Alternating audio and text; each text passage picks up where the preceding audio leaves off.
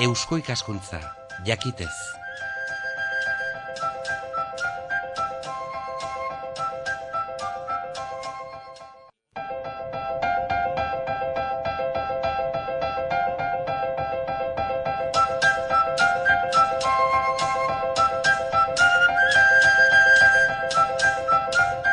Euskal Herria irratian, kultur arloa. Kulturgintzaren berri, kulturaren zabalkundea, jakintzarena, hemen Euskal Herria irratian, eusko ikaskuntzarekin batera. Astez aste ari gara geure alor honetan barneratuta. Gaurko honetan literatura, maitasunezko oihua munduaren erdian.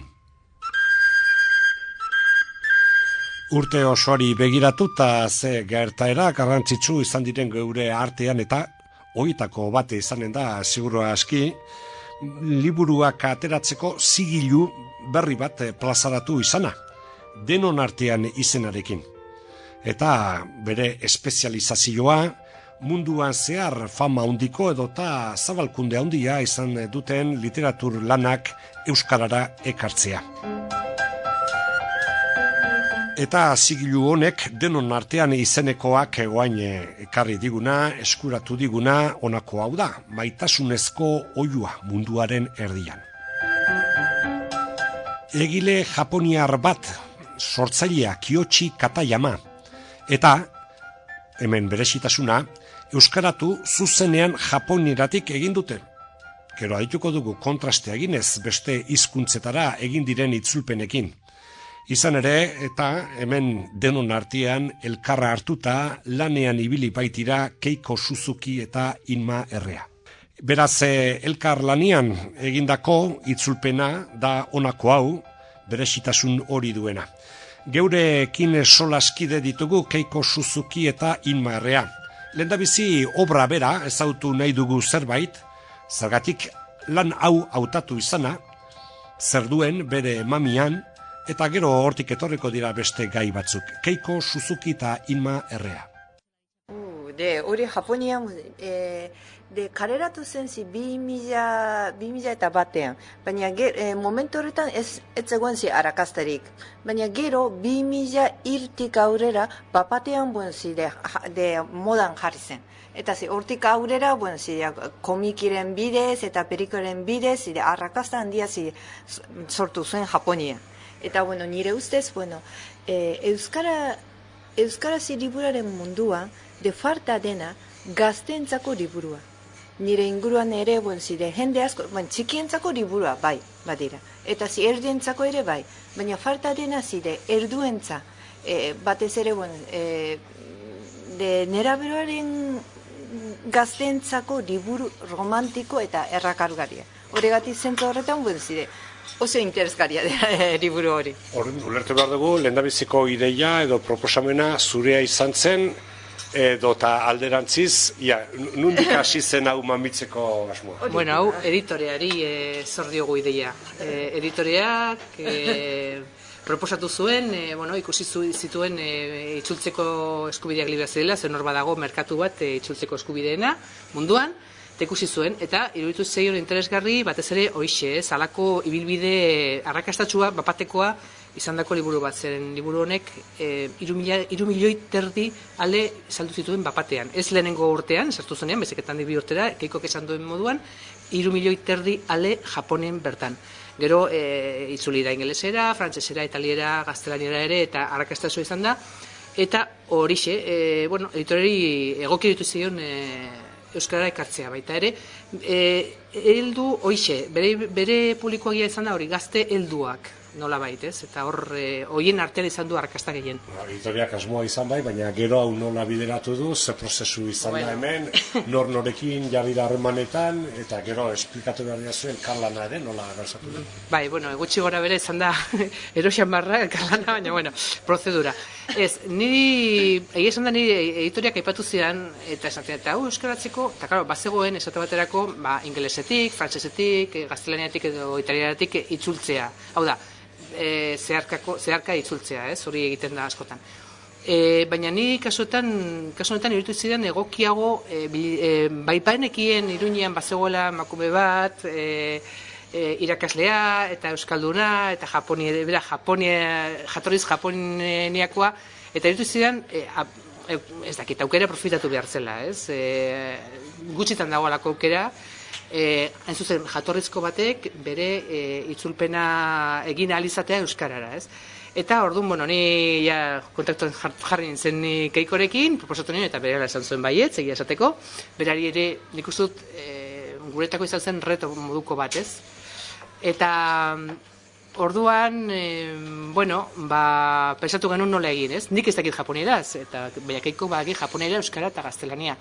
Orduan, egin prozedura horretan sartuta salsa hundi eta sartu ginen, ikusi genituen baita ere beste hizkuntzetara egindako itzulpenak, ikusi genuen oso itzulpen diferenteak direla, hizkuntza diferenteetan, eta orduan, arrazoi gehiago ikusi genuen japonieratik zuzenean euskarara itzultzeko. Eta prozedura izan da, Keiko itzuli egin du, berak, eta gero nik ikusi ditut bere itzulpenak, ikusi dudanean, igual beste modu batean egokiago, edo zerbait moldatu behar zela, euskaraz hobe ulertzeko, egiten nion zuzenketa, eta gero berari pasatzen nion berriro, eta berak berriro ikusten zuen, nik egindakoa zuzen zegoen edo kerzen, tartean interpretazioak sor daitezke. Horrela bilezeat ez da, batek egin, besteak zuzendu, besteak eta luze jo du, komplejoa izan da, gainera oso emakume lanpetuak zarete, hori da bestea. Kontua da, hasieran, itzulpena hasi baino lehen, imak irakurri zuen, gaztelania, frantzesa, ingresaren itzulpena, liburaren itzulpena. Eta nik gaztelaniazko itzulpena, ingresako itzulpena, eta japonier originala irakurri nuen. Eta ez dute bat ere zer ikusteko legeo. Ez, nahiko txintxo itzuri zen, gaztelaniaz kasuan eta ingereza, labur birututa zegoen pixka bat, baina ongi harrapatzen zuen zire ideia. Baina azken finean, guk originalaren arabera, zuzenean itzuri nahi genuen, baina horren mamia ongi harrapatuta, baina ez dakit, ongi egin genuen, edo ez hori da kontua. Pixka zerbait baldin badare, hortaz narrazioaren aria zein den, esan dugu gazte, heldu, gazte baina ez gaztetxoena, baizik, gazte urte batzuk dauzkaten gaztendako edo dela, ez da? Historia maitasunaz, hemen titulotik behintzat esaten zaigu, maitasunezko oiua munduaren herrian. Zerbait, enun giroa edo personajeak edo gaia edo dena zangabe, baina zerbait bai. Bai, ez maitasunezko historia da, baina love story nik uste gehien guztiak ezagutzen dela, love story da funtsean, baina love story horrek badauzka japoniar berezitasunak, eta da, nik uste dut love story arrunt, edo guk ezagutzen ditugun love story arrunt bat hori gainditu egiten duela sakontasunean, nolabait. Badaude hor gogoeta asko, nerabeek egindako gogoetak, eta nik dakidanez, zen liburu hau esatutako gaztelaniaz hasi da hortik zehar baita ere zabaltzen institutoetan eta hola, eta niri gazten batek esan dit, importanteena hor dela gazte horiek egiten dituzten gogoetak edo nola ikusten dituzten funtsezko gaiak, ez? Bizitza, eriotza, maitasunezko historia tristea da herri batean, baina hor batez ere oso importantea da nik uste dut alde batetik. Daukan oinarri filosofiko horiek edo galdera horiek, ez? Betiko galderak, baina gazten ahotan, eta gero guretako badauka beste interes bat, eta da kulturak bat aldi berean oso urrunekoa, ez? Espazioan urrunea dagoela, baina aldi berean ere guregana iritsi dela marrazki bizidunen bidez, edo beste gauzen bidez, gureganaino iritsi den kultura hori, japones kultura hori baita ere eislatuta dago liburu honetan, ez? Hor ikusten dira gauza batzuk interesgarriak. Eta gaina nik esango nuke gauza batzuetan euskal kulturarekin ere bat egiten dutela, segun ze gauzatan. Bai, horre besteraino, personajeak argi xamar, Japoniako neskamutilak dira. Bai. Japonian kokatu dago. Bai. Gaurko egunea, gutxi gara bera? Hori gazteak, protagonistak gazteak dira, baina laurogeita markadako gazteak dira. Ez dakizide, orain zeberetako zide gaztea agian diferenteagoa. Ez galdera da, noski, han toki eta garai zehatz batekoak izanik, haiei gertatzen zaiena edo haiek buruan edo bihotzean dutena sentimendu eta arrazoiak hemengo geure jendearen antzeko izan litezken, Inmak dion bezala, zuk hori nola ikusten duzu? Zaila da hori, imak nora gardeio ez. Baina Inmak Japonetik zerbait ezautzen du, zuk Euskal Herritik ere bai, biak, lehenengo Inma eta geroz. Nik uste dut baiez, badaudela funtsezko galderak direlako eta normalean jendea oroar gizakiok kezkatzen gaituen gaiak direlako, ez? Maitasuna, nerabe zauden zarenean, hasten zara amodiarekin gora eta bera, adiskietasuna badago tartean baita ere, eta eriotza zer den, bizitza zer den, hori guztian ikustu dut beti berdin dela. Hemen gertatzen dena da, liburu horretan, heldu batek kontatzen du, baina teorian, bere gaztaroko esperientzia. Horrengo gazteak diferenteak dira, segurazko gauza asko aldatu dira, batez teknologian eta beste hainbat gauzatan. Baina nik uste dut punturen batean konexioa lotura egin deten aldutela. Hemengo horrengo gazteek hor kontatzen den kontu horrekin, ez? Maitasunezko oihua munduaren erdian, denon artean zigiluak plazaratutako lana da. Japoniarra autorea Kiyoshi Katayama eta itzultzaileak aldiz, bat Japoniarra, euskaldundua, Iruñan bizi den Keiko Suzuki eta Inma Errea bestea. Eta hemen hizketan ari gara, izan ere eta ekialde urruneko, Japoniako, egoerak, gaiak, giroak, egin batean arrotz egin litezke, baina bestetik historia berriz universala, eta hemengo jendiaren dako ere hurbila maitasunezko historiak funtsian universalak baitira. Keiko Suzukiren ikuspundua. Kontua da, eriotza, liburu honetan gai oso handia da. Eta horretan, agian arde oso, nola esaten da, arde oso handia ikus dezake, hemengo jendeak. Esate baterako hemengo jendeak eriotza ikustean, beti zer den jainkoak, eta jainkoa beti kristautasunaren jainkoa ikusten dute hemengo jendeak. Baina agian liburu honetan agertzen den jainko hitza, ez da kristautasunaren jainkoa.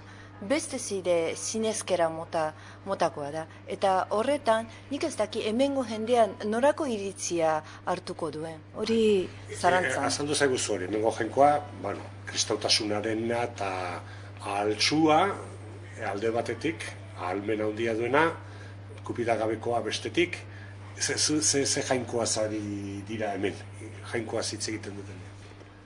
Jainkoa, horregatik, hori nera gazte baten ahotik ateratzen, bien ahotik ateratzen den jainkoa, batzuetan irudi bat, beste batzuetan irudi oso desberdinak ematen dio hemengo jendeari. Horrela pentsatzen du, ez da itxura oso argia. Kristautasunak definitzen duen itxura, jainkoaren itxura oso argia da, ez da?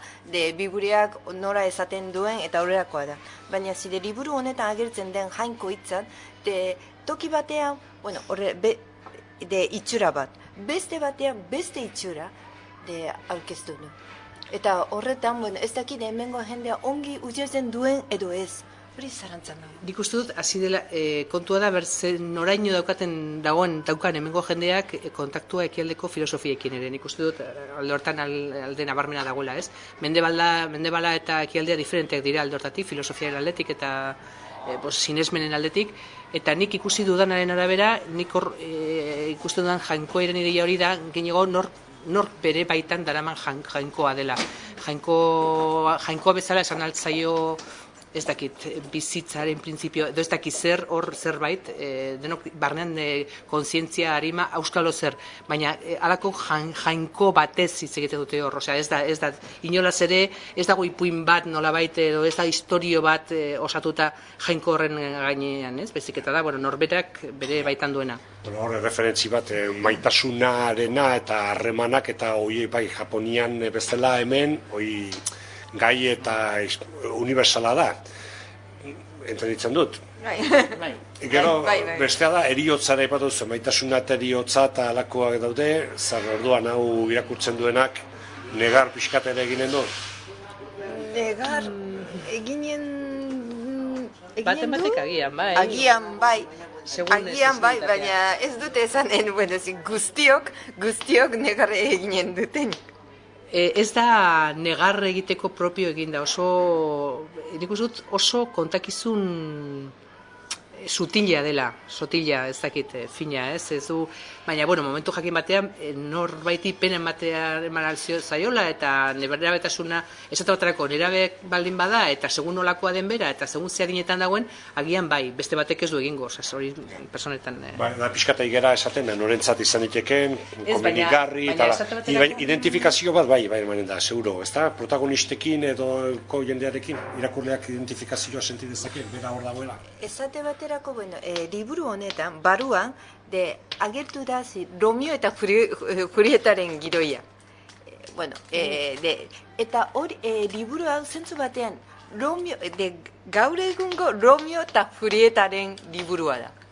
Bai, agian bai, horregatik baruan Romeo eta Julieta, bueno, nola esaten da, tresna oso adiezgarri gisa atera da.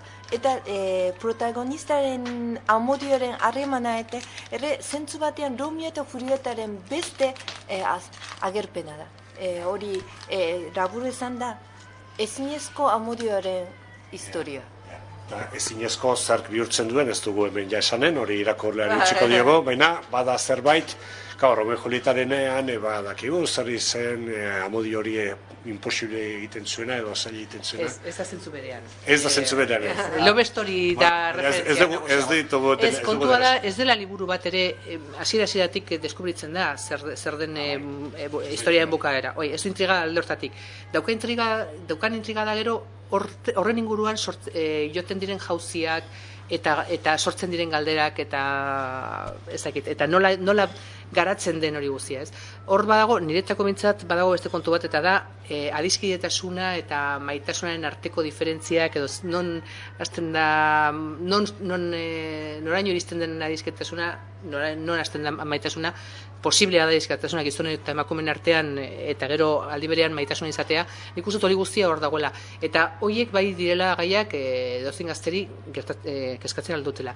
Baina, liburu honek hemen esatu baterako, nik ikusi dut itzulpenen arabera ere izan dutela oihartzuna toki batzuetan edo besteetan. Eta esate baterako nik ikusi duenaren arabera hortik zehar arakatzen, da, Espainia mailan gehiago edatu dela erabe gaztetxoen artean, baina esate baterako Frantzian arrakasta handia izan du baita ere 20 urteko helduen artean. Gerta daiteke, lehen esan dut, historia guzietan, liburu itzulpen guzietan da bera, ez? Baina estiloa, moldeak, hizkuntza bakoitzak baditu bereak, eta hizkuntza bakoitzak garatzen ditu molde horiek, eta horien arabera zuzentzen ditu, eta horien arabera ere irakurlek jasotzen ditu, ez? Nola egin, beti daude autuak, itzulpen batean egiten dira autuak, ez? Eta, autu horien arabera, esate baterako berzio frantsesean oso berzio literarioa da, tradizio frantsesaren arabera, itzulpen gintzaren tradizio frantsesaren arabera, eta gian horregatik iritsi da jende helduagora, ez dakit. Hori da suposizio bat, baina ez nago seguru.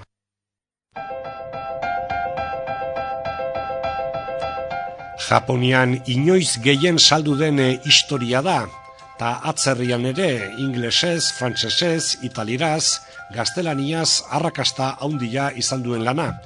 Zer ote du eleberri horrek hainbesteko interesa sortzeko. Oain euskaratua dago eta gainera balio erantzi horrekin, zuzenean japonieratik euskarara ekarria. Keiko Suzukiri esker, Irma Errea ere tartean ibili da. Maitasunezko oihua munduaren erdian. Hemen kulturarloan ezagutu dugu.